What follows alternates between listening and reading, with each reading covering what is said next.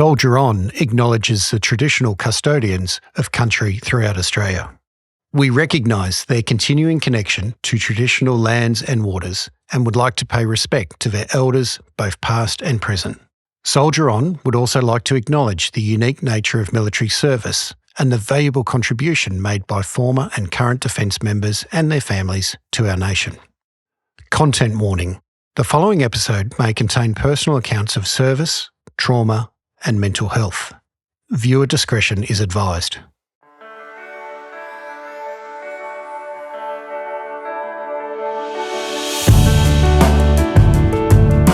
Welcome to Saluting Their Service, Contemporary Voices of Bravery, a podcast series which explores the lives of those who have served and the transition they've taken in a life beyond service.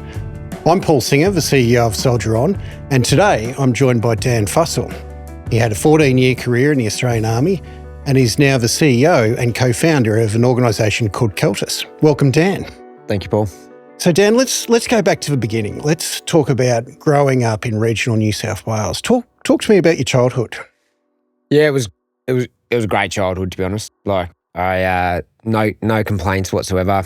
Born in Tamworth, moved to Walker for a year with a restructure of Dad's work, but quickly my brother was going to school in Armidale. My mum was working in Armidale. I was the only one sort of at school in Walker, and we made the shift to Armidale. And Armidale is what I really remember. So I moved there when I was about 5, and I think that was when we first moved onto a property. So only about 30 acres. You know, we ran five head of cattle that sort of paid for rego, and that was our pocket money if we did all the mustering and that sort of stuff. But I think really Dad grew up with horses, and he just wanted enough land to give us the same sort of upbringing he had. And so we sort of got our first horse. A year later, we got our first saddle because Dad believed in being able to ride a horse bareback, make you a better rider later on. And yeah, it was just a life lived outdoors. Life with horses, a lot of sport. And, you know, a great community. And I think out in the country, you actually get a community, even though the neighbours are sort of, everyone's about a kilometre apart. The doors are literally always open out there, and we made a childhood of rocking up at different neighbours' places and, just running amok and having a great time. So I've got this vision of a very adventurous childhood. What was it that you enjoyed doing during your spare time? What were your interests? Yeah, so sport took up a big part of it.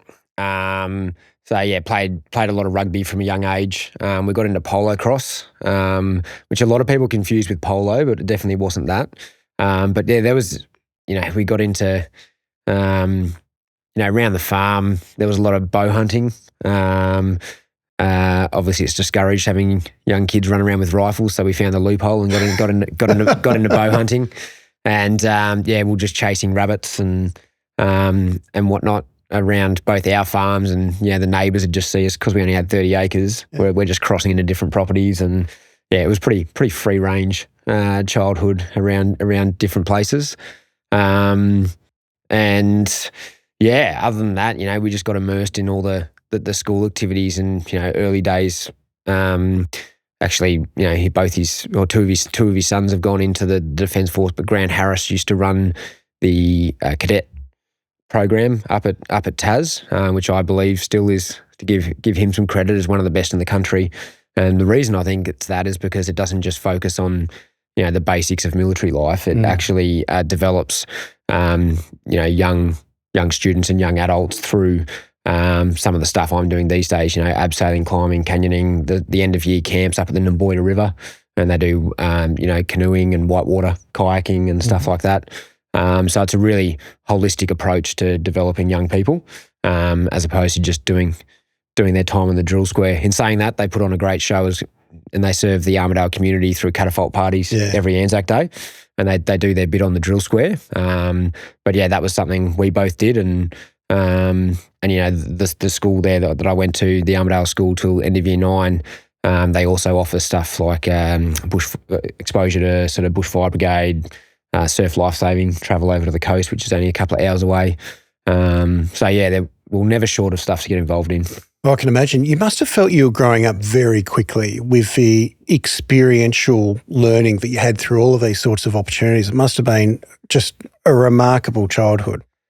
I think you don't appreciate it till later on, Yeah. to be honest. I don't think I had that insight as a kid growing up. It was just the norm. It was just the norm. Yeah. I was very grateful for what I had out on the farm. I think you were separated. Had a lot of friends in town, and sometimes I got jealous of that. But I didn't really appreciate what I had until my brother went and joined the Australian Defence Force Academy, and that was when I was about end of year 9, because he's about 3.5 years ahead of me. And all of a sudden, I'd lost my mate at home, and I didn't have somebody to play with. So, whilst I had a friend at home, had my brother at home, that we just do everything together, and there was always something we could do.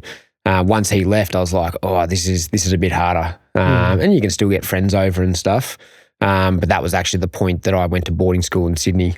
And that just basically gave me another whole family to do more rugby and more activities after school, and complete access to the agricultural side that offered.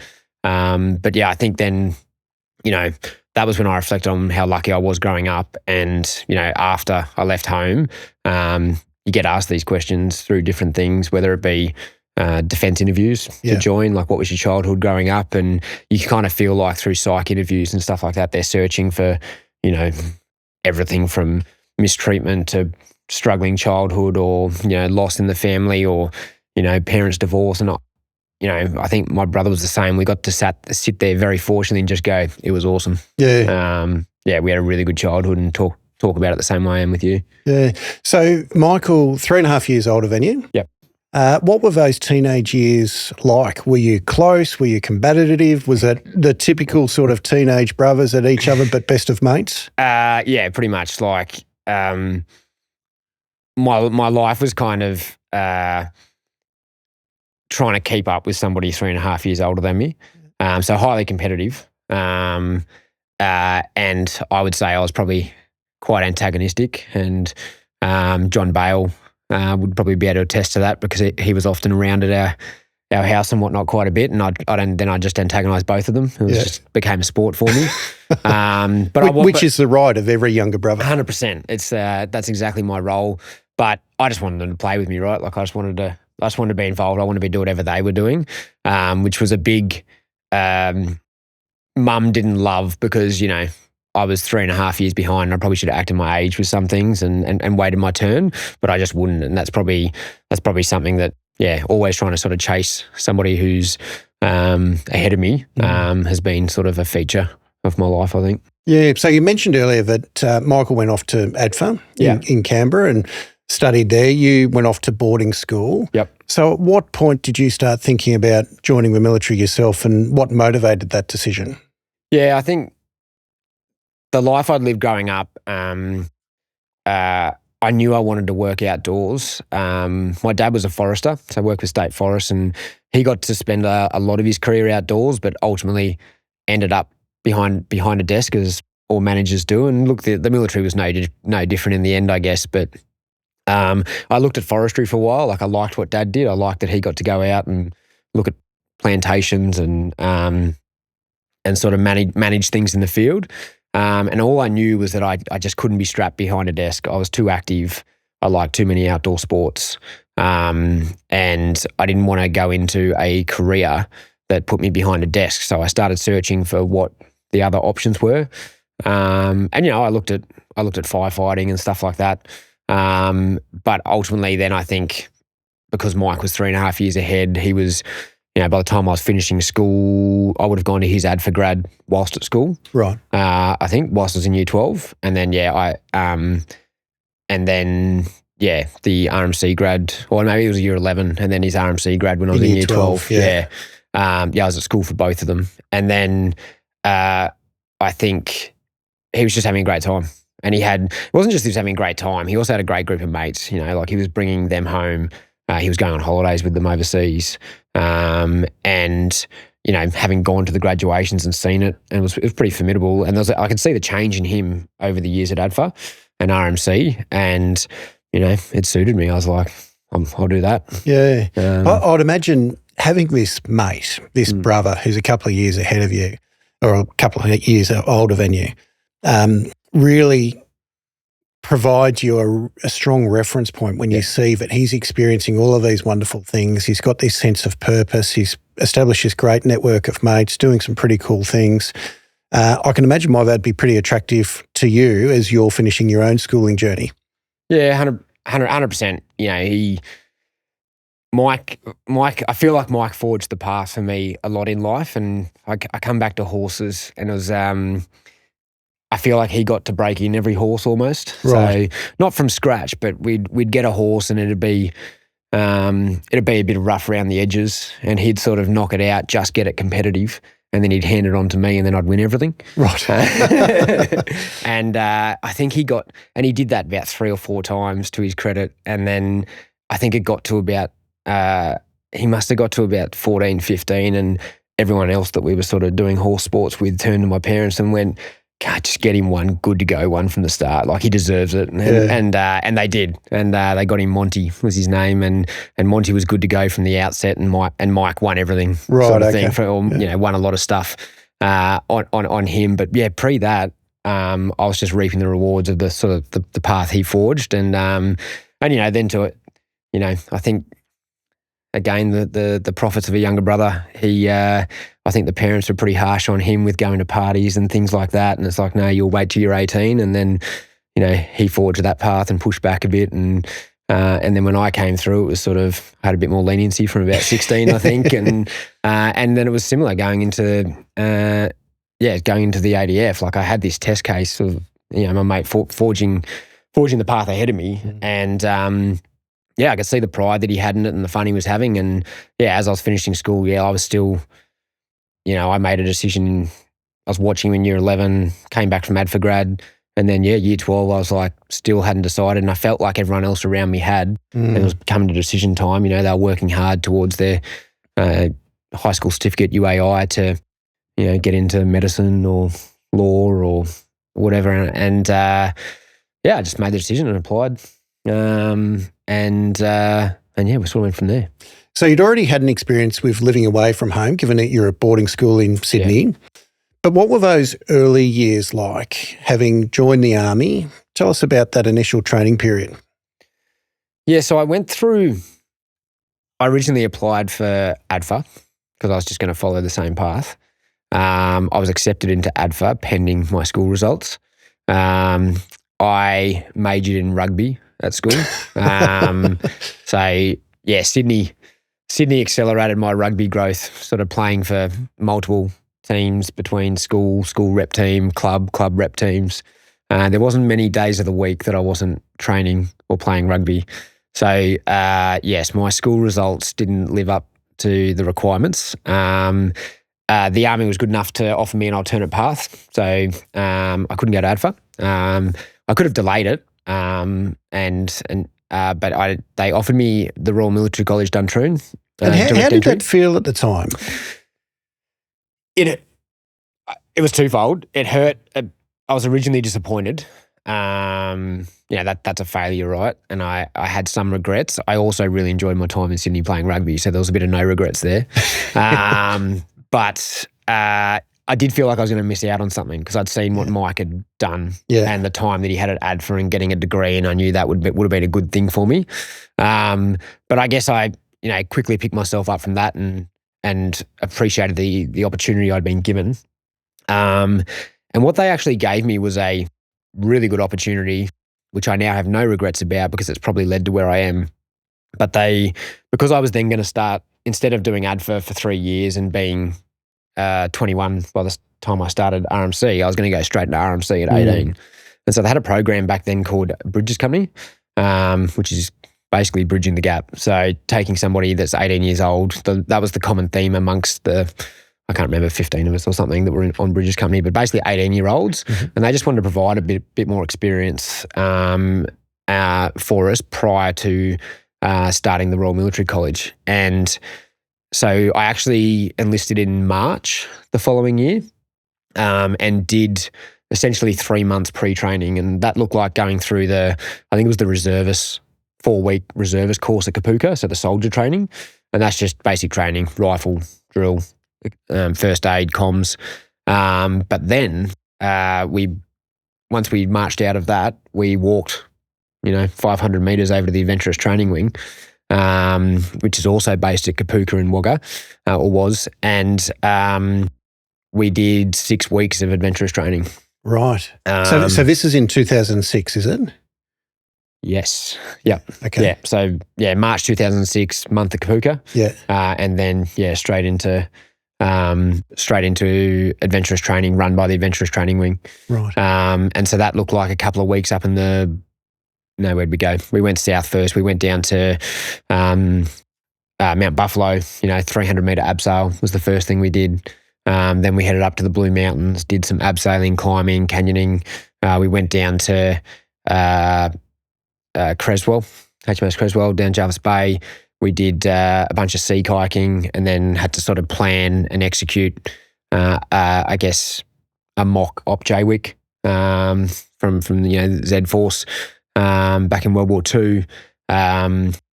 Just great, great stuff. Like really, really enjoy it for me anyway. Like I was just lapping it up, and then we went and did, I think, 274 kilometre trek on the Hume Hovell Trail just out of Canberra here over 12 days. And then I think we had a bit of a small holiday, and then started RMC, and so that was kind of my initial exposure. And I think that's kind of what I joined the army for, right? Might have been a little bit misleading because I didn't do a whole lot of adventurous training after that for a long period of time. But to me, I was wrapped. I was like, this is exactly what I came here for. Yeah, well, I can see, even in seeing you talk about it, your face lights up with all these experiences. It must have just felt like you had landed this most fantastic role in this great organisation that was just going to fulfil all of those childhood dreams. It really was. It felt good, like that I'd found what I wanted to do, and I'd go home. I did go home after that in the short holiday, and went to, I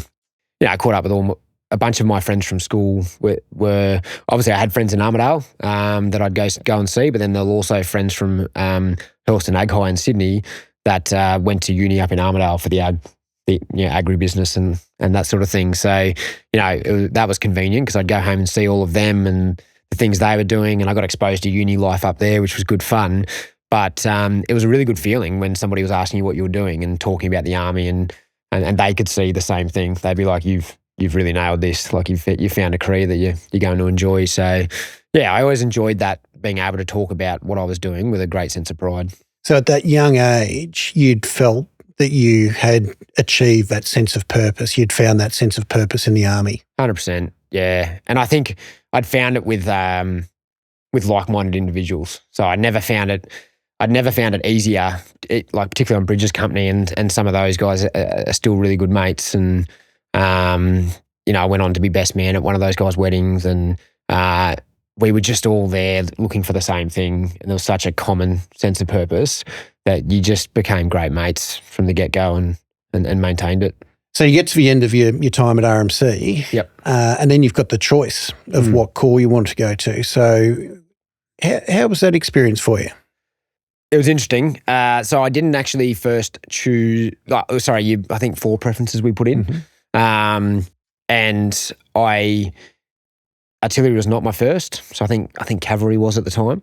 Artillery was either second or third. And so when I first got it, I remember I was actually a bit dejected that day, and potentially rugby was still majoring a little bit too much in my life at RMC and the culture that goes around it. So I still hadn't learnt my lesson, and I still probably didn't apply myself to the best of my ability, although I did work quite hard. And it was funny because I was in a phase where I actually didn't want to follow in my brother's footsteps. So, when I came to the military, Mike graduated December 2005, and I turned up to the college in June the following year. Yeah. And so it's a short shadow, isn't it? The vast majority of instructors are like little fuss. Yeah. And they knew me, and they didn't target me. They targeted me with a bit of banter and that sort of thing. And there was a bit of extra attention at times for people that had worked closely with him or had been his small group instructor or whatever.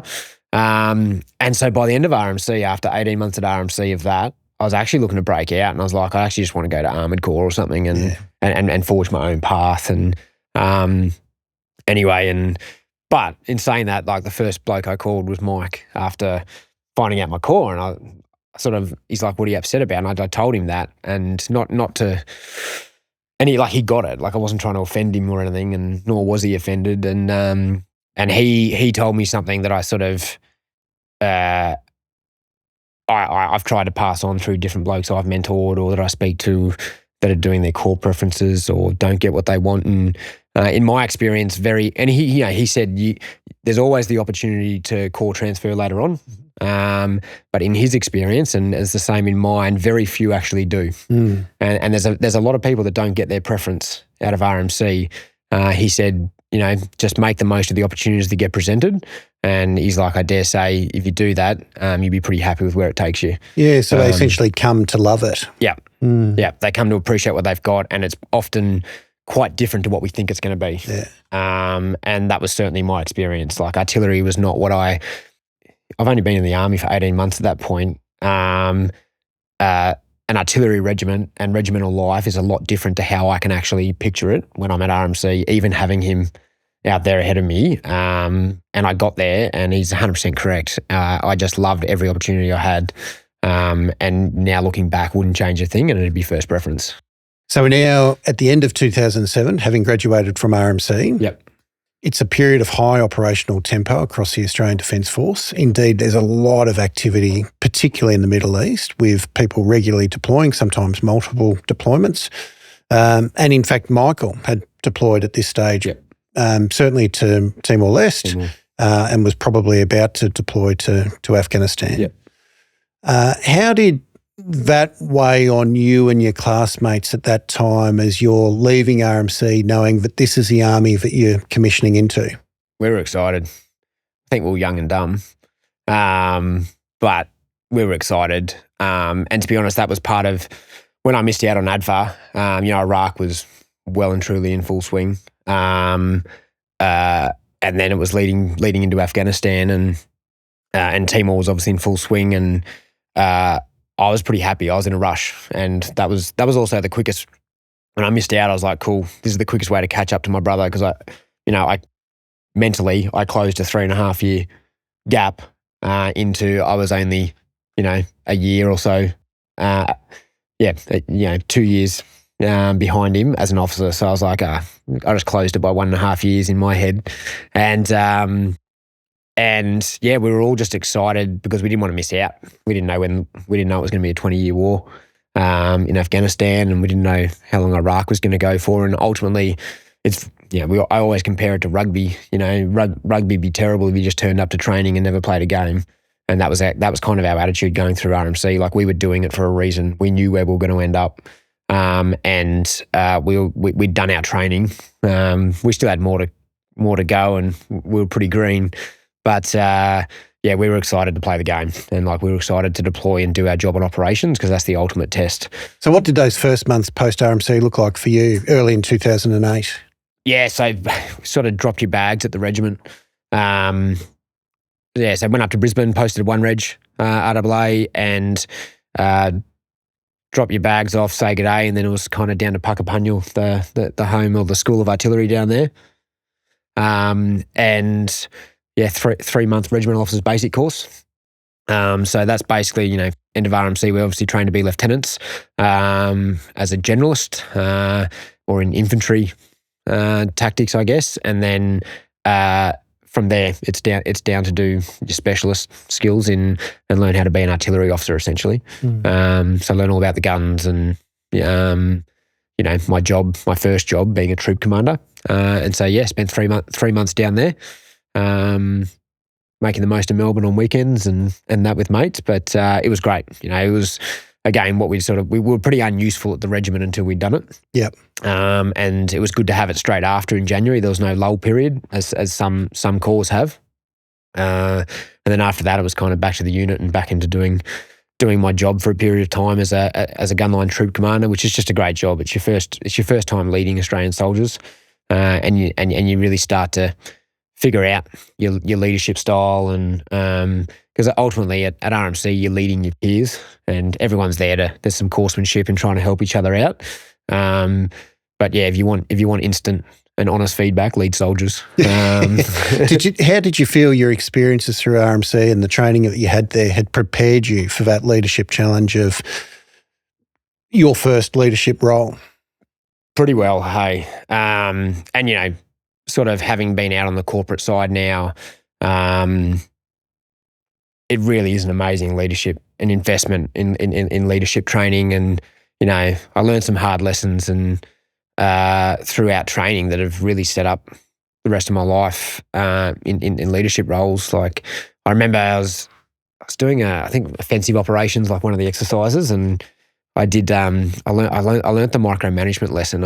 I gave we came into a night harbour, so we'd been patrolling I think through Canungra jungle all day, and we came into a night harbour and I got given the platoon command lead, so I got pulled in by the directing staff and like, you're now in charge, you need to occupy this harbour and defend it until 0900 the next day or whatever. I was like, okay. So I sort of set up the defensive position, set up the perimeter, did a really good job of tying in machine gun arcs and all the rest of it. Did my planning, gave a really good set of orders, and then we got attacked that night, and I just didn't let them play out. And I wanted to be involved. I couldn't just sit in the centre and command it. And I started interjecting myself, and yeah, I failed that lead, and I had to redo the platoon command lead. And the directing staff almost laughed when he was debriefing me, because he's just like, "What are you doing?" He's like, "You gave a great set of orders. You had a great plan. You set up the defensive position. You could have sat there and had a brew through that firefight, because everyone was actually doing everything you'd said." And he's like, "If you'd done that, if you'd done nothing, you would have passed. Yeah. But you had to interject." And I was like, and that was something that stuck with me. And I think I still plan pretty well, and I'll communicate pretty well. But now I stuck with me just letting it play out. And so I was big on that when I got to the regiment, is sort of, you have really good senior NCOs, particularly in artillery, because you don't just have one platoon sergeant. Each gun commander should have been a sergeant, and I did. I had 3 sergeants on my guns, on each howitzer, and so I had so much experience around me. And on a gun line, you also have 2 warrant officers, so we're overflowing with experience. And most of the time, I just had to give orders, do my job, and let them do theirs. Yeah. And so I was really glad I learnt that lesson, and that was the thing that stuck with me. It's a valuable lesson, isn't it? Yeah. It's often about giving your people the direction they need and then getting out of their way and 100%. let them get on with it. Yeah. Yeah. And I mean, they're tremendous foundational skills, aren't they, that the military invests in its people from those early days right through a career in service. And we'll touch on that a little later in terms of how that's benefited you in the work that you're doing now. Yeah. What I'd like to do, if you're comfortable, is just go to the 27th of November 2008 and talk me through what that day meant for you. Yeah. Obviously the hardest day of my life. But I was actually doing, it was end of the year, right? It was November, and that's generally a quiet period for units. You do sort of your build-up exercises throughout the year, and your regimental exercises, your brigade exercises. I think we'd done, no, it wasn't a Talisman Sabre year, but we'd done some big exercises. And then the back quarter of the year or third of the year is individual courses and things like that. And so being a young lieutenant, I had the opportunity that I jagged a combat fitness leaders course, which was actually quite hard. But because you're basically learning how to run physical training sessions, but if you're not running them, you're a participant. It's kind of like back to RMC. You're being a test dummy for the other ones running the training, and so just physical training session after physical training session for about 8 hours a day. Wow. And it was during that I got a phone call, or I think the staff member might have got the phone call, and I got pulled out of that and got told that I needed to go see my commanding officer, which I was confused about, because usually when I got called to see the commanding officer, I knew what I'd done, and I was usually guilty. And I had no idea. And so I was just racking my brain going, I've been on a physical training course. Like I was not drinking. I had not been out. I was like, I haven't done anything. I haven't even been around the unit. I was like, I can't have stuffed up. It's long, like field training was long ago. And so I was just racking my brain all the way there, in oblivious to what it could have been. And so, yeah, for best memory, like I think I was still in PT gear when I went up to see the commanding officer. And then, yeah, I sort of walked through his door, and he was there. I feel like the RSM was there and a padre was there, and that's kind of the guy you don't want to see. And yeah, obviously my brother was deployed at the time. He'd only been overseas for about a month, and it was kind of the last thing in your mind that anything would be wrong. But my heart sank there. And then when they told me it was pretty much that he'd been killed by an improvised explosive device, it was, yeah, my whole world just fell away. But in some ways, when you've still got a job to do, I think I recovered, probably to their surprise, quite quickly. I switched from my grief to, I was like, I have to tell my parents. And we'd spoken about it. Mike and I had had a conversation before he left, and, everyone's seen movies where somebody's killed in action and two people in uniform turn up to their door and do the notification. And it's quite jarring. And it's no different. That is essentially how our military does it. It's essentially like the movies, but in a very compassionate and professional way. And there's courses, and I've done it on the notification service. And Mike had said to me, he's like, I don't want that to be mum and dad's experience. So you'd actually had a conversation before he deployed? Yeah, we had a big conversation about it. And he asked me, he's like, are you happy if I put you down as my next of kin? But you'll have to tell the parents. And so, I agreed. I'd do anything for him. And so I kind of, after my CO at the time, Stu Kenny, told me, I was obviously gutted. And but then I switched to, I was like, I've got to tell my parents, don't I? And they're like, yeah. So there was a notification team waiting in Armidale to go and support them as soon as they'd been told. But I had to call them, and I think I got hold of them, and that was even harder than hearing it myself, was having to tell them, and just hearing them break down. But then they knew as soon as I made the phone call, they could hear it in my voice. Like I wasn't doing a great job of it. I was just getting the job done. And the padre and the support team were nice. Like we basically, they coached me prior, and they on how to do it, and essentially rehearsed it, and then made the phone call. But the hardest thing about that was I was still in Brisbane, and they were in Armidale, and Armidale is a bit of a bugger of a place to fly to, being a regional airport, and there's only about 3 flights a day. And so once I'd spoken to them for a bit, I basically said I've got to move, because all the arrangements were being made in the background. And I had to go pack a quick bag. I was living on base at the time, being a first-year lieutenant, and I was up in my room when I think I just put my fist through the wall when I got back there, and my best mate walked in, and just gave me a hug.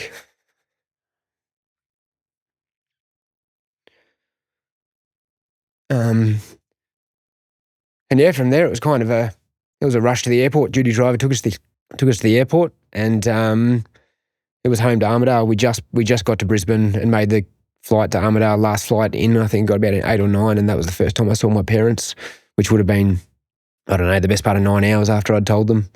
Like I said, not an easy journey, even though it almost would have been quicker to drive. I was just in no state to. Yeah. And the regiment probably made the wise decision that wasn't the best, even somebody else driving. But I definitely could have got to Armidale faster driving, 5.5 hours. I think it was a longer way around in the flight. And then, look, from there, it's a bit of a blur. Like it's a big week from there. Organising repatriation stuff, and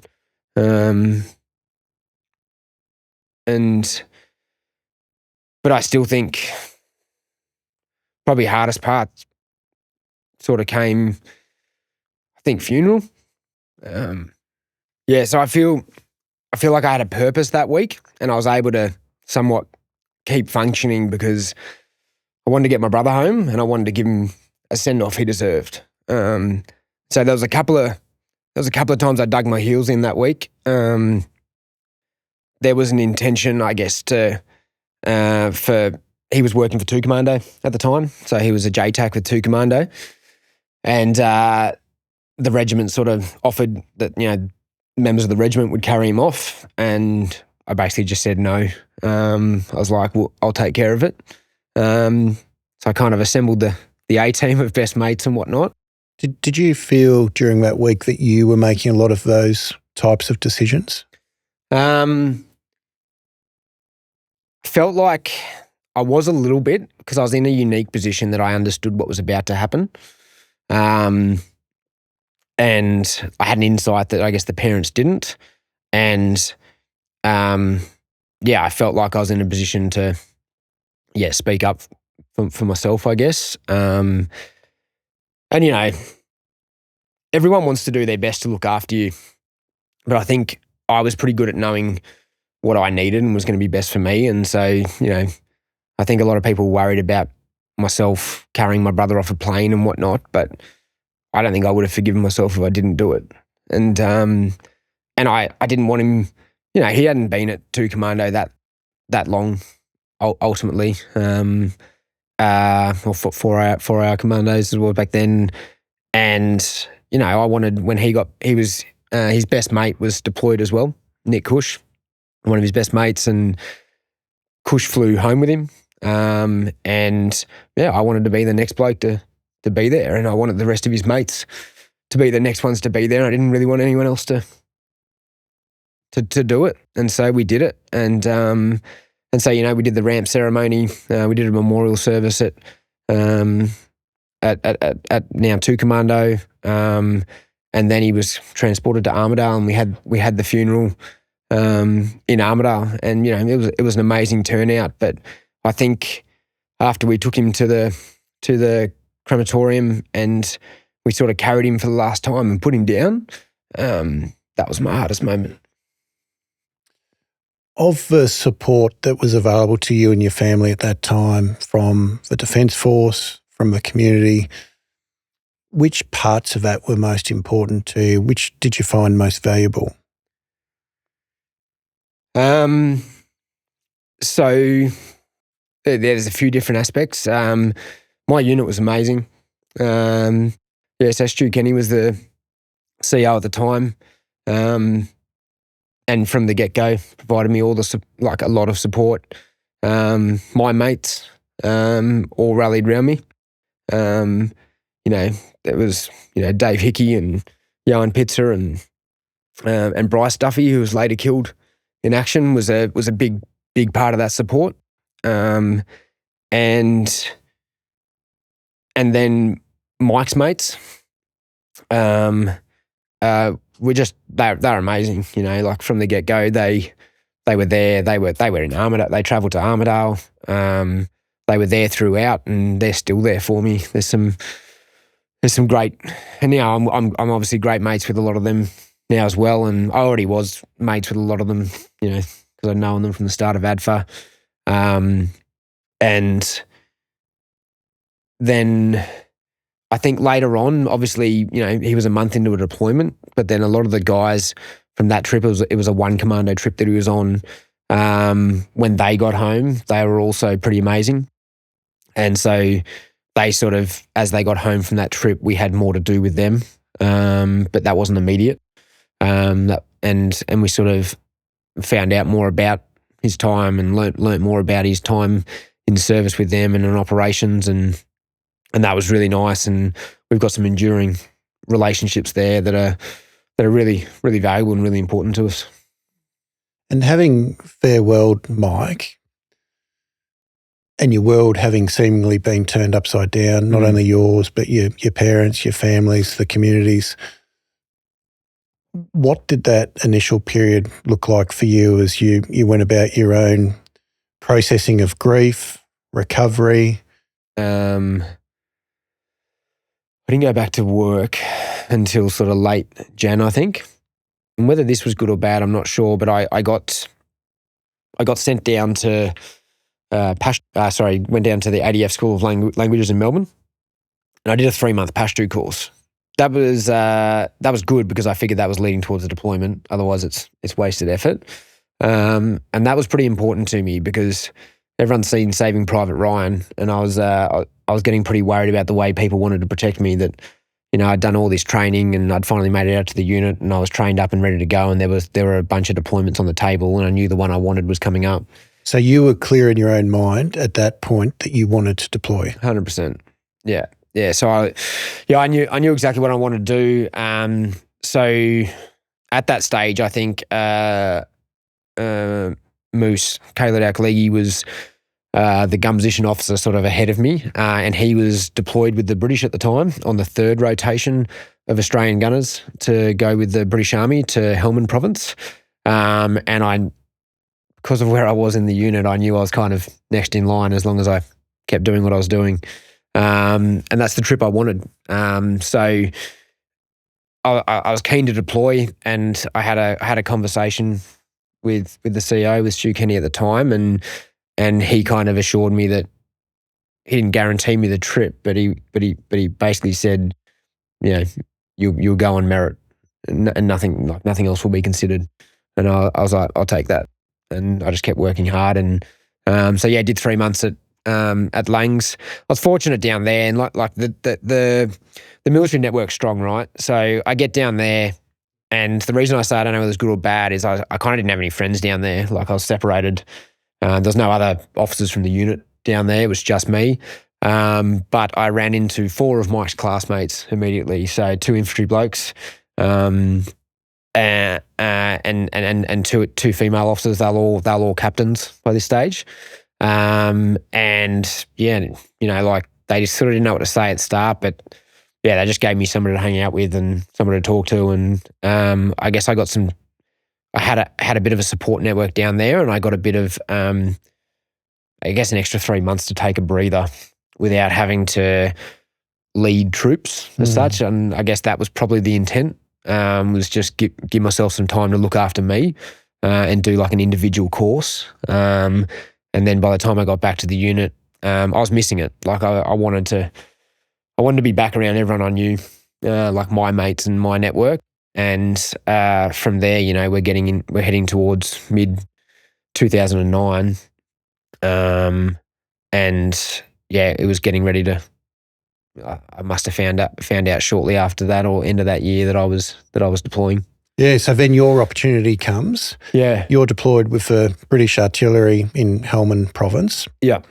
How did it feel taking up that opportunity and your first exposure and experience in Afghanistan? Yeah, it was great. You know, I probably hadn't spoken, I can't remember how much I'd spoken to the parents about it, but obviously telling the parents that I was going to deploy was pretty hard, and obviously they had a range of emotions attached to that. But they also weren't going to stop me doing what I wanted to do or wanted to achieve. And how difficult were those conversations with your parents? I don't like seeing my parents upset, and I don't like being the one that upsets them even more. And I knew it was, if something did happen to me, like, it'd just be devastating. I'd watch the impact of it, right? And yeah, so part of me felt selfish, but part of me felt, I don't know, obligated. This was something you needed to do. Yeah, something I needed to do.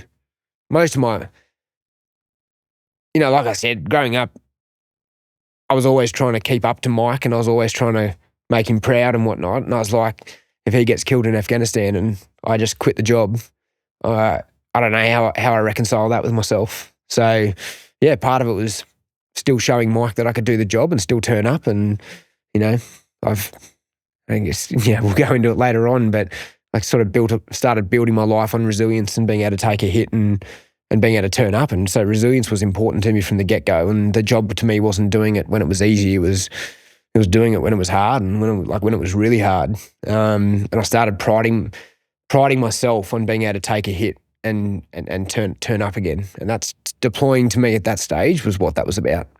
Yeah, again, like I don't know how I could reconcile it from my troops' point of view. Like I'd spent a lot of time training my gun line, a year and a half at that point, or to 2 years, and I wasn't going to just sort of sit it out and be like, have fun on deployment. If something had happened to them and I wasn't there or whatever, then I think that just opens you up to a whole bunch of other survivor guilt and all the rest of it. So, I felt like I had an obligation as a leader to turn up for them as well.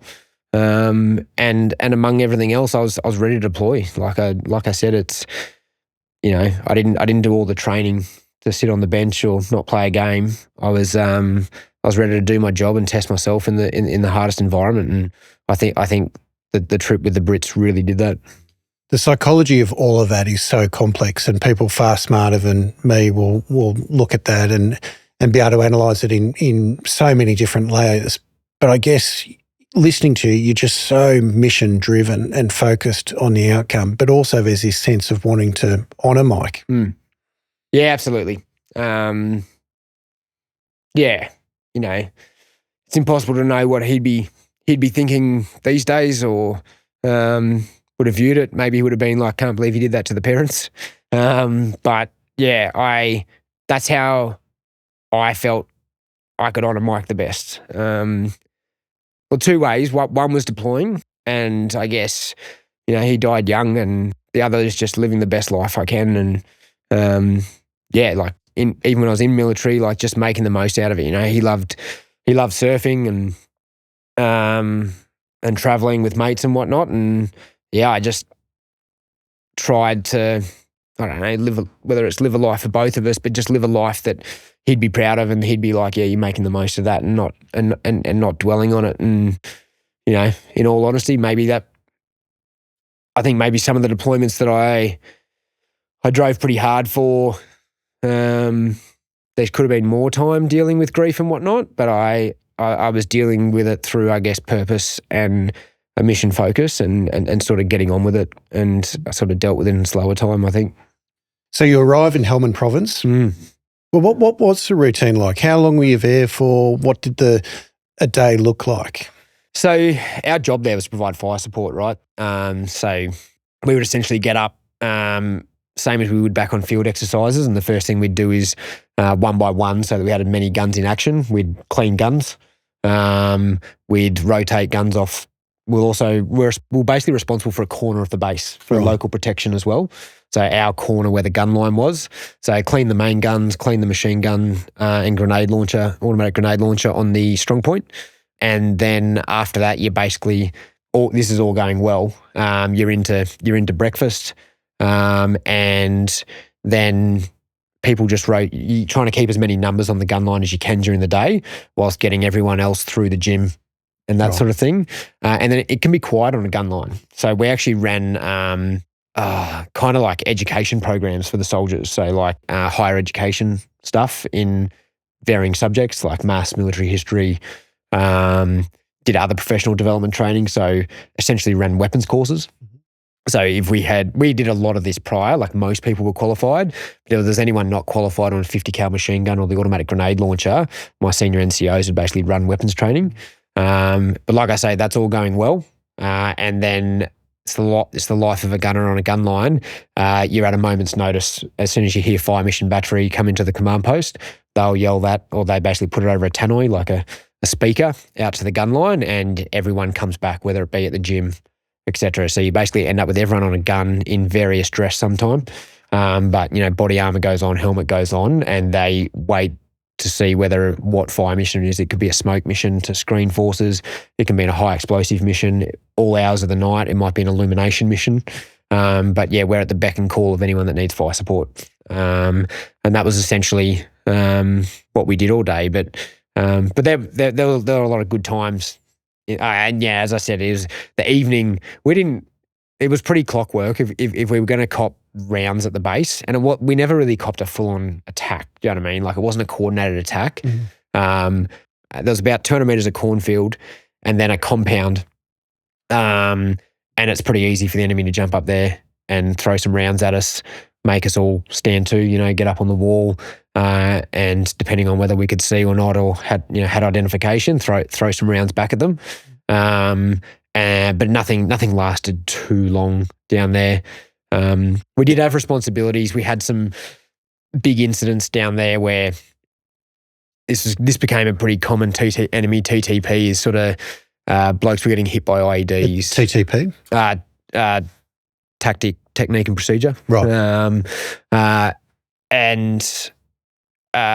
Basically, it was their plan. It was their common operating model, is they'd basically put an IED, wait for somebody to hit it, and then they'd set a bunch of other IEDs around that, so that all the first responders would basically hit another IED, and then they wanted to create a mass CAS.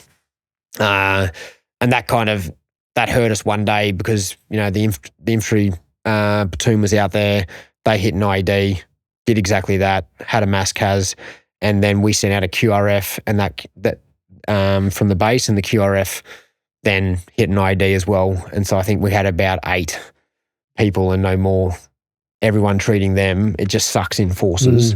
And then we basically had to, it becomes the gun line and a bunch of other people from the base scrambling to assemble a secondary quick reaction force to then go out and assist. And I remember that day clearly, because it was I ended up going out and leading that, and I had a couple of Fijians on the gun line who are incredibly loyal and protective people. I love them, and I'd sort of assembled the people I needed, and then he said to me,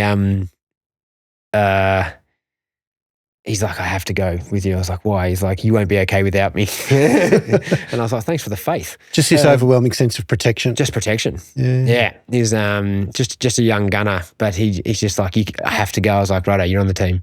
And I wasn't prepared to roll the dice in case he was right. Yeah. And so I took him out with me, and he just sat there like a personal protection the whole time. When I sat down on patrol, he sat there too. And so we helped out with that one, but that was an isolated incident, to be honest. A lot of the time on that trip is responding to call for fire. And how long were you operating from this base from? About 7 months in the end. Oh, we did. I think I remember moving. We moved for the last month, just a change in strategy, I guess, from British forces. And I assume you're always adapting as well, particularly as the insurgents' operating procedures are changing, you're adapting to accordingly. Yeah, there was a bit of a change in dynamic when I was down there. Like the Brits had changed vehicles recently. And so then the enemy changed to that to try and penetrate those vehicles in the IDs they were using. They also, the use of, as per the day before we went in there was the use of suicide bombers was becoming highly effective for them. And that them trying to create that mass CAS scenario seemed to be a big play. So then we were kind of adapting to that. But there was also, that was a big time where it was challenging for the troops on the ground, because it was in the era of McChrystal and his counterinsurgency approach sort of rolling out, and fire support use was unpopular. So I think that made it at times quieter for us, and it was putting a lot of onus on the troops on the ground to fight a fight without the use of support that they otherwise would have called on a lot quicker, I think. I think it's hard because, everyone understood the logic of winning hearts and minds, and it's hard to do that if you're causing damage. But at the same time, how much onus do we put on an infantry force to fight a battle or fight a fair fight, small arms to small arms, when, you could win it. You could win it quicker with fire support. So, I compare it to, like, you see things these days, even with the police, when they gun down an offender with a knife, and they're often criticised, could they handle it a different way? Well, the inherent right to self-defence, the onus isn't on the policeman to get into a knife fight.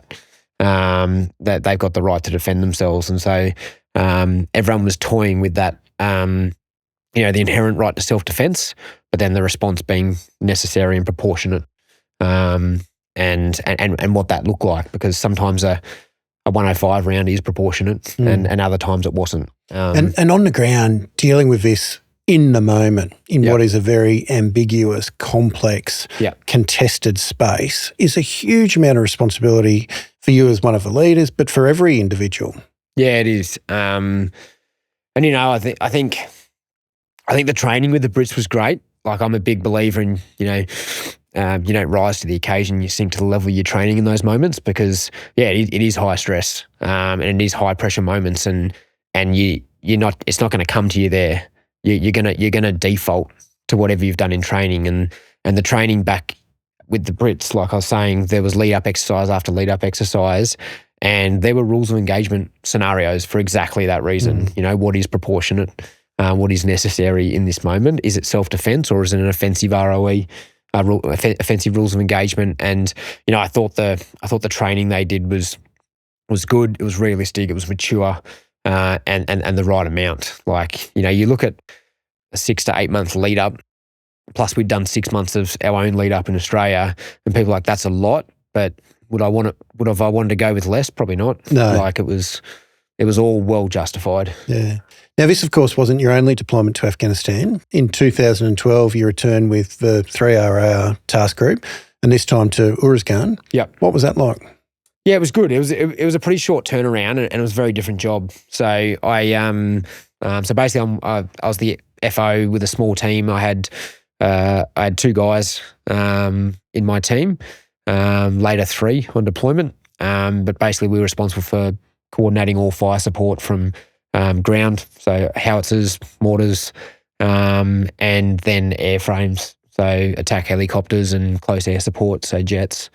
And that was our role. Whatever the manoeuvre arms commander, so the infantry major needed, or the platoon commanders needed, we basically supported them to execute their plan. And what was it like for you personally, going back for your second deployment? Again, I had to tell the parents. I'm not sure whether it was easier or harder. I'm not sure. I guess they were happy to have me home after the first one. Potentially it wasn't as shocking going the second time. I think some family friends were starting to get sick of me. They're like, why do you keep doing this to them? But I think it was becoming less surprising to the parents. I still felt all the same things. I still had that sense of purpose. I still felt like I was doing my best to honour my brother. And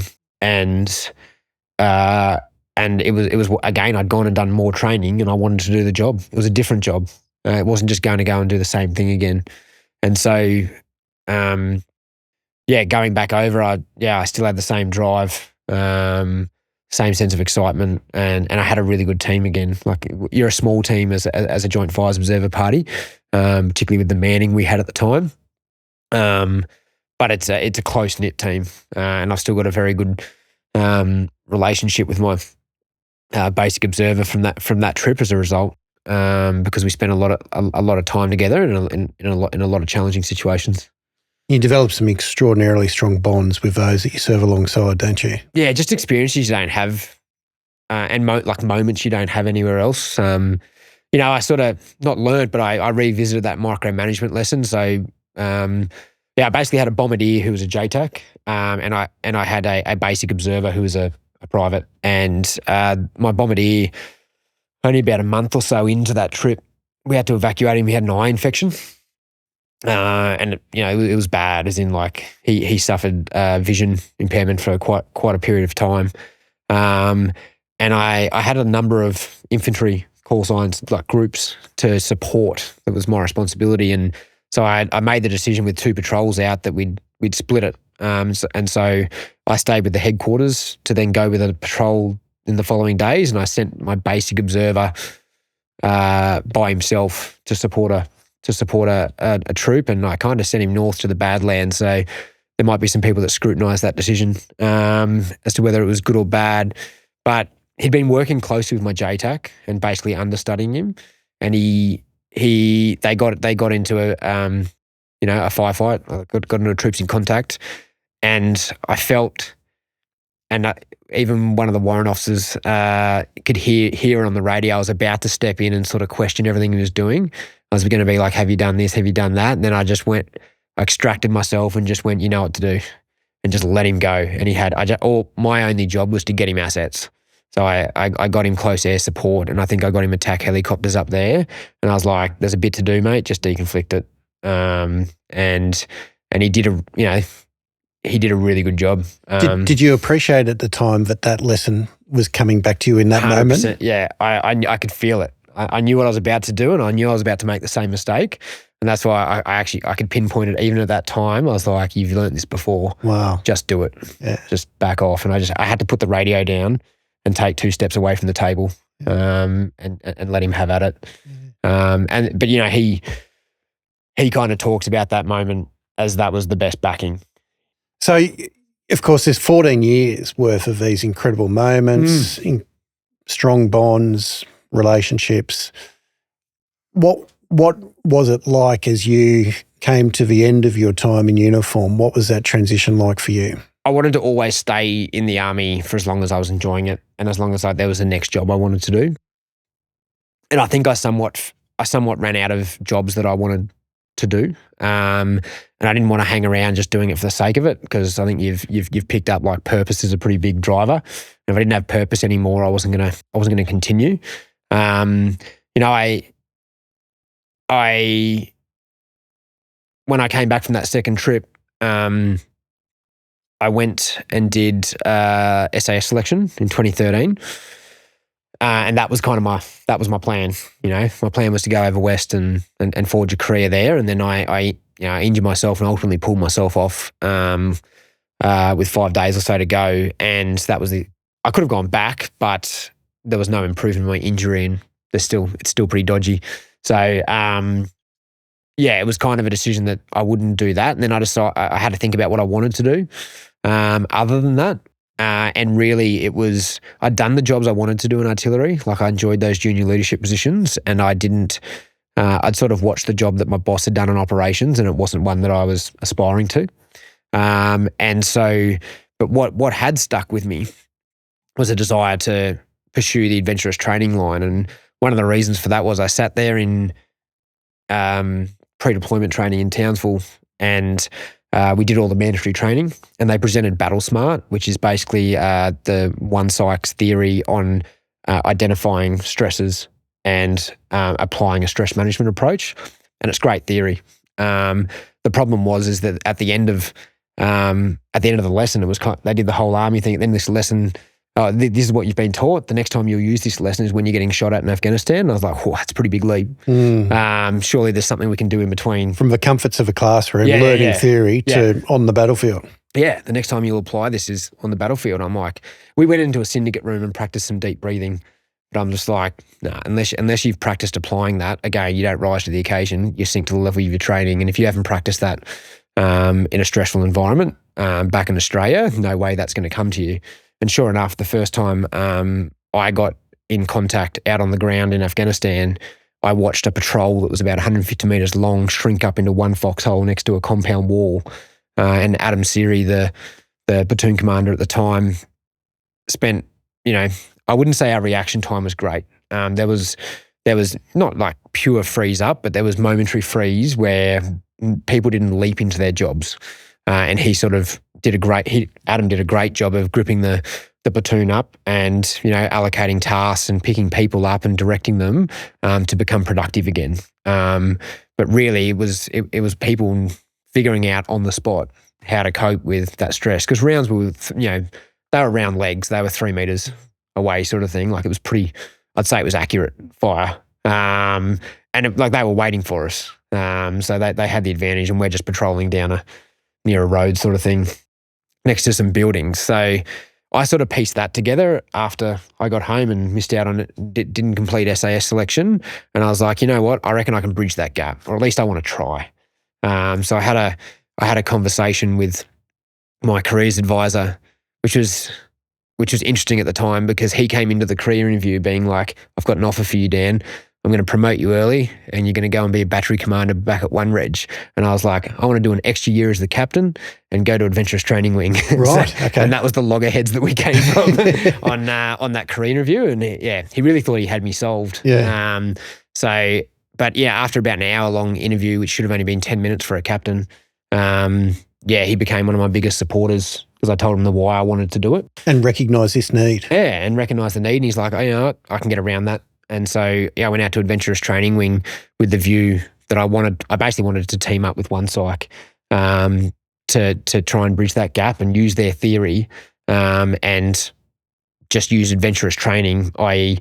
putting people in a moment of fear and stress on the side of a cliff or in a whitewater kayak to give them an opportunity to identify their reactions and then how to deal with it. Because my personal belief, I think it's negligent just to send Australian soldiers on operations without knowing what their reaction is, whether it's a shaky leg, sweaty palm or whatever, and then being able to productively do something about it. I think we have a responsibility for that. And, we spend a lot of time in the army teaching people or teaching soldiers to shoot. Like they can hit a target, they can do live fire and maneuver, but we don't spend a lot of time teaching them how to cope when they get shot at. And that's where I think adventurous training and that one psych training had a real opportunity. So I went on that endeavor, and by the time I'd done 3 years out there sort of pushing that cause and to varying degrees of success, I knew that I'd sort of reached the end of what I had to offer, I guess. And I'd poured everything in that I had into that role and that passion. And I think that was one of the first moment where I felt like I didn't owe honouring Mike anything in that way. I didn't think he was going to be disappointed if I pursued something else, or I sort of switched to that. I think I was like, he doesn't need me to keep deploying, which I could have. There's still plenty of operations going and we're still a pretty operationally active military now. But I was like, I don't think he needs to see more from me. I think he'd just want to see me pursue whatever I want to and maintain purpose. And so, I posted back to Canberra in Army headquarters, and it's a pretty jarring experience that, by the way, going from adventurous training. I can only imagine. There would be no more jarring experience than coming from adventure training back to Canberra. So I think when I eventually put in my discharge or transition paperwork that year, that I think my boss was the only one caught off guard. Everyone else had seen that coming. Right. And but it was a hard point. That was a long way round to get back to your question, but it was, I guess that was how I'd run my race. And, all I knew at that point, I had a dream of an adventurous training company. Like I knew I wanted to keep doing that. And ultimately being the second in command and the officer commanding Adventurous Training Wing gave me great experience from managing that environment, delivering training, delivering it to effectively a registered training organisation standard, following LMPs, doing training design and analysis. I'd picked up, I'd formalised a lot of skills that I had in the abseiling, climbing, canyoning, caving space. So I had that. The thing you don't have to do in the army is doesn't have to make money. So I still had I was like, do I have the skills? And I had some trepidation about being able to make a business or make a life out of it. And so I kind of wanted to just get out of army and have a stable income and figure out life out of the army before launching into that. But it was always the goal to have my own business in that space. And that first 6 months of 2019, I guess, I started having coffees around Canberra, and I was looking for that perfect transition, finish on a Friday and walk into a great job that, paid me more and gave me more freedoms and on the Monday. And when you're just trying to do that, I found that people are looking at you going, is he just another major that's had a bad day in Army headquarters, or is he serious? And I had a good conversation. I wasn't getting a lot of hits. I was having good conversations and getting referred to people, but I didn't have a job. And it got to about May or something that year, and May, June, and I spoke to a mate, Rob Hartley, and I said, what do I do? I haven't got a job yet. And he asked me how much effort are you putting into it? And I was like, like 3 coffees a week or something. And he's like, okay. He's like, how much leave have you got? I was like, I've got about 6 months. Between long service leave and annual leave was pretty racked up because I hadn't taken almost any during my time at ATW. And he's like, mate, if this is what you want to do, just make the leap and imagine if you're spending every day just trying to decide what's next and even give yourself a break before you do it. And I was like, okay, done. So as soon as I put in my discharge, the conversation changed around town and it was still hard because I remember having an interview with one company, and I don't know, I'm sure there's a lot of stories around this, but it really hurt me. Like I did this interview and I felt like they were interrogating me for my worth, and I felt like they were doing it to knock down my salary because they basically lowballed me for salary. And I knew what the market was doing, and this was in a consulting role, like not wildly different to what I was doing in Army headquarters, but and it didn't feel good. And I walked away and again sort of probably spoke to Rob and some others, and he's like, just try another one. And sure enough, I ended up speaking with Emma down at Professional Services, and I sort of set my requirements. Like I was like, I'm super keen for the role, but I want to take a break. I was firm on that by that stage, that I needed a break before starting another job. I decided I wanted to go for 6 months and start the role in January. And she sort of took the approach that we'd be happy to have you whenever you're willing to start. And that felt good, right? That was kind of what you want to hear, that there's some validation there and some worth. I knew they'd be able to teach me a bunch, but they were happy with what I came with. Yeah. They were happy that I had skills and that I could be valuable to the organisation.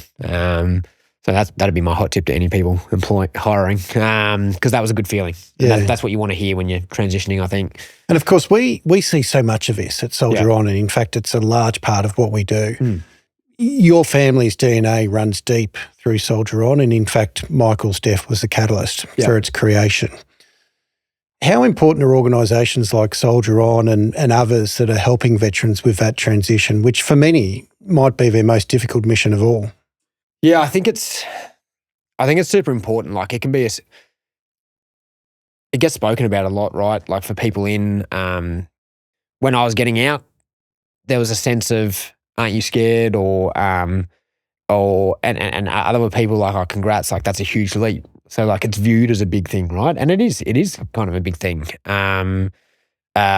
And I think what organisations like Soldier On can do is provide a pathway to navigate that. So I remember going to pathways programs for Soldier On, and it doesn't mean you land a job at that thing, at that event, but I met several people that led to several more discussions, and a coffee leads to another coffee.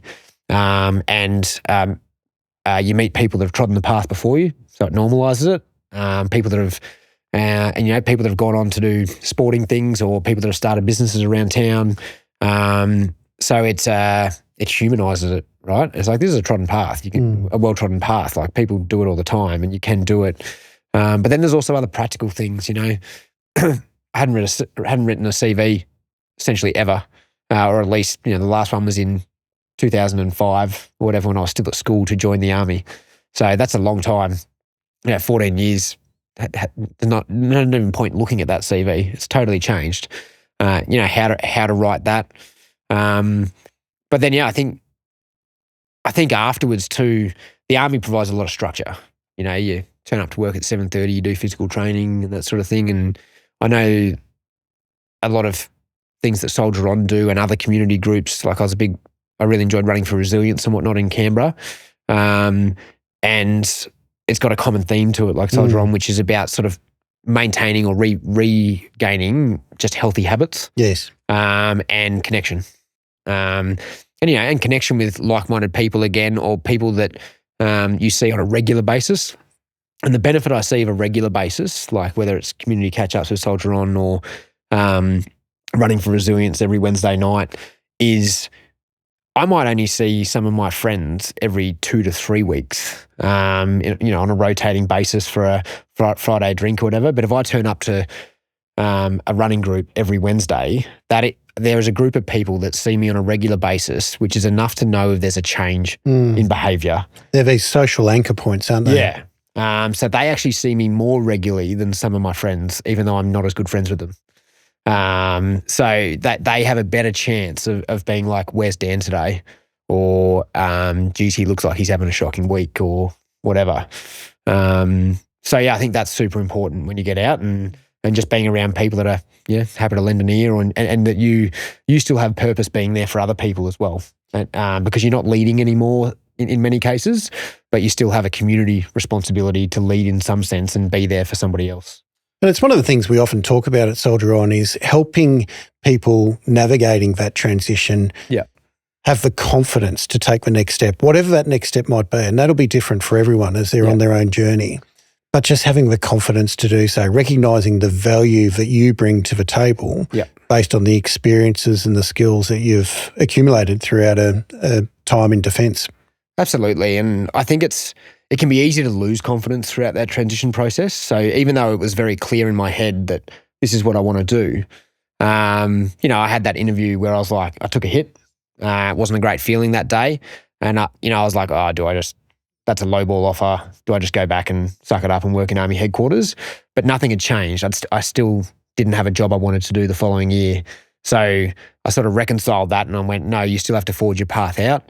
I learned a lot in that couple of years consulting with Downer Professional Services, but it still wasn't what I wanted to do. It was remarkably similar to Army headquarters work, but it did give me a chance to focus on other things, such as, that was where I sort of first started started looking at starting my own business and doing the background work for that.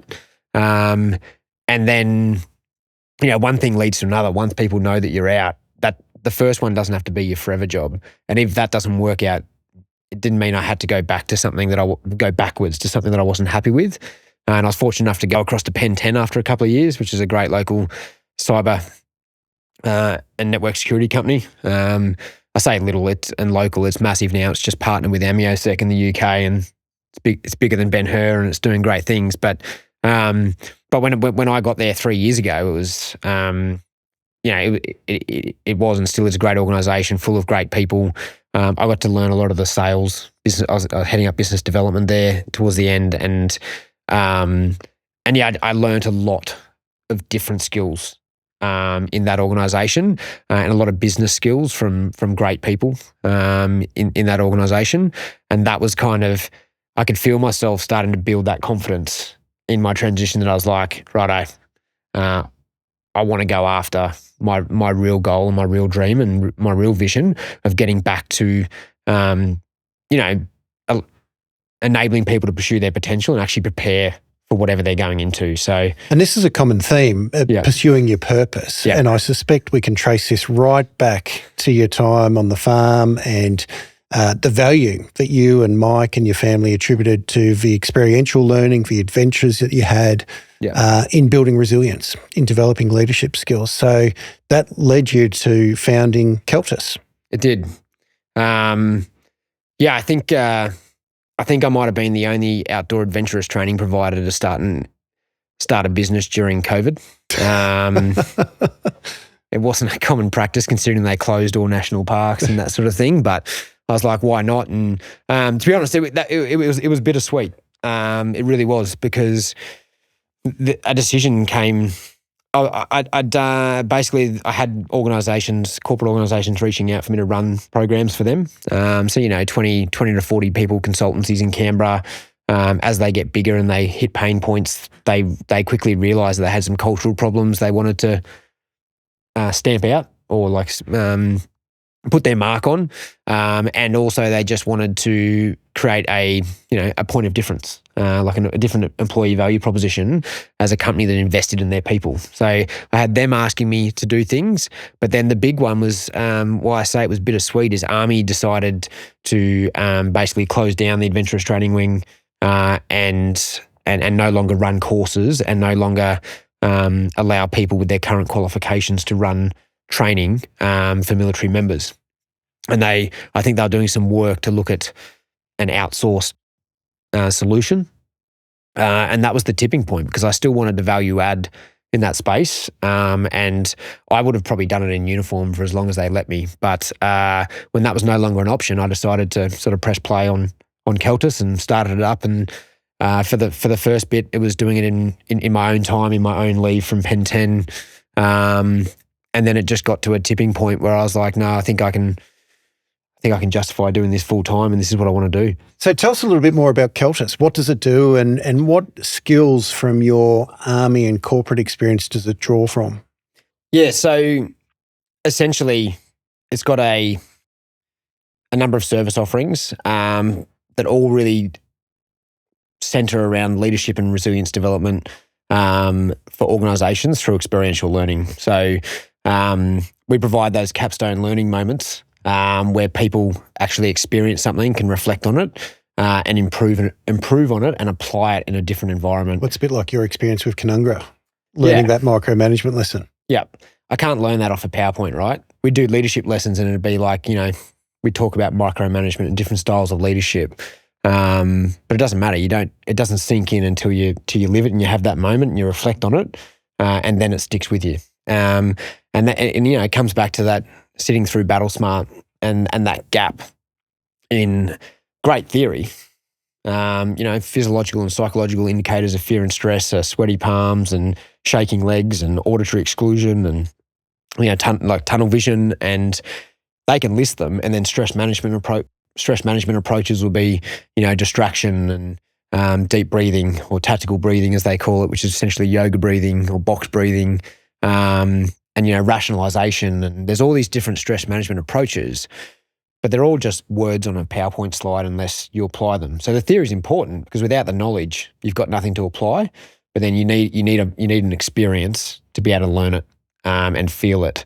And I intrinsically know what my response is through climbing. My leg will start shaking, which then stops my breath. I hold my breath. It's because I hold my breath that I get the shakes. If my breathing starts going again in a controlled fashion, my leg will stop shaking and then I can function. And that's where I say we give those moments for people to identify a response to it, and then perform under pressure, or perform in the face of fear or stress, not just the absence of it. It's still there, but you can manage it. And so, who do we provide those service offerings to? Obviously back to the ADF. So doing a lot of work with 7 Brigade at the moment for their resilience training program, which is, whilst I'm biased and I've had a bit to do with it, it's a true capability system. They've got the governance and quality assurance frameworks, train people, and they're running quality resilience training activities both on an abseiling climbing tower and through sea kayaking programs. And I think it's a really good model that Army can utilise. But then, also doing the same thing in the corporate space. For soldiers, ultimately, it is, for when the enemy shoots back. Yeah. That's what the training moment's for. The rest of the training we do is to move, shoot, and communicate.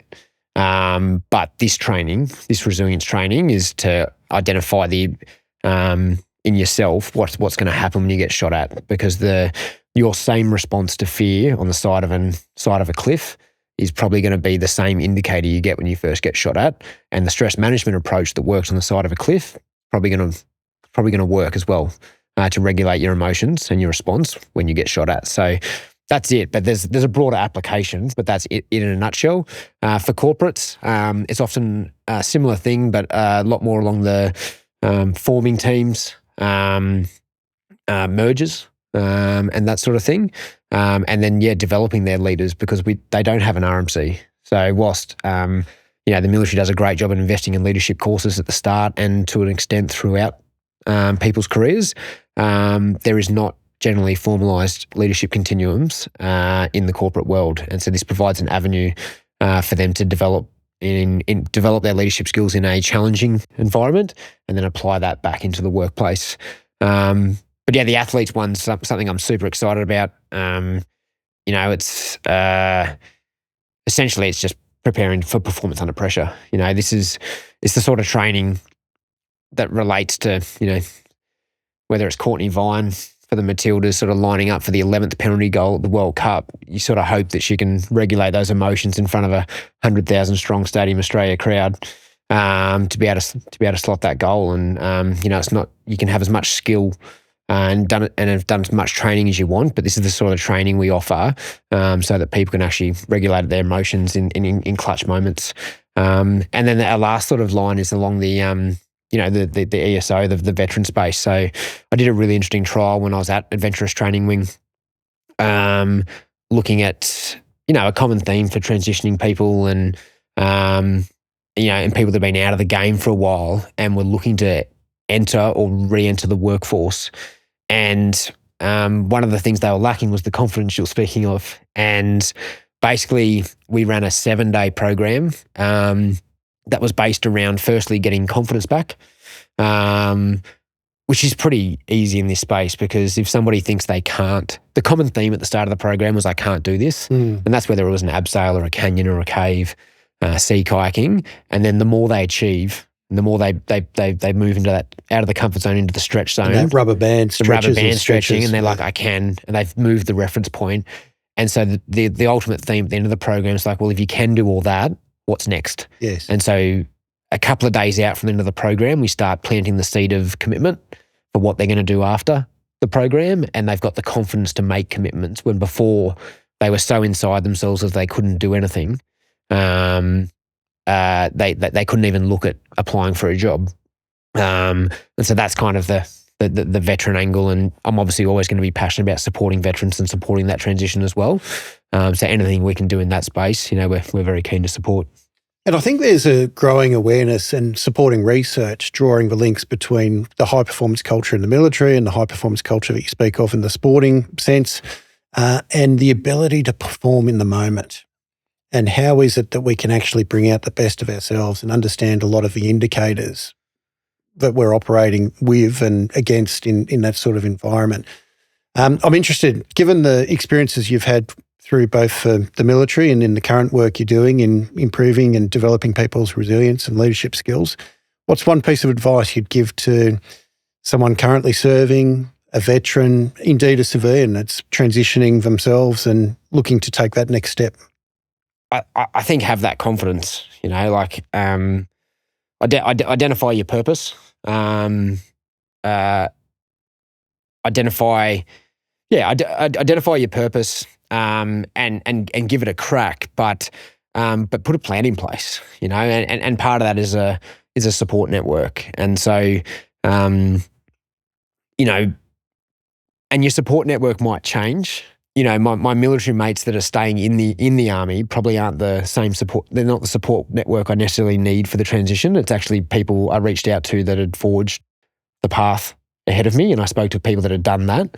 And then similarly, when I transitioned into my own business, I got the same advice to myself from my my CEO at the time, and he said, surround yourself with people that are going to help this process. So people that have started a business, people that have gone down the entrepreneur line themselves.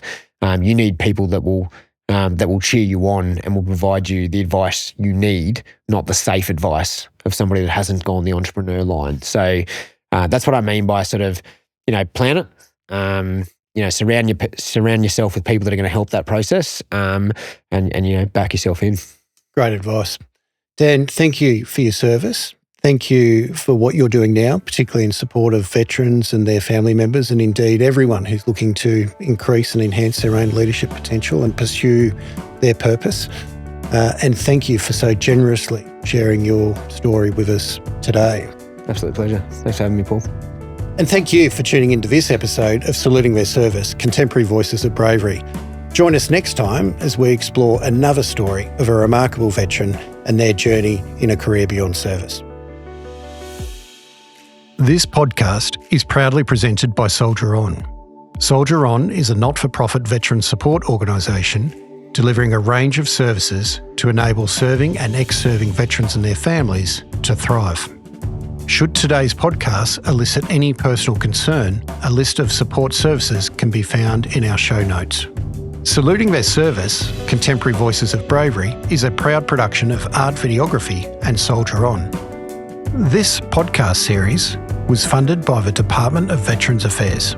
Thanks for listening.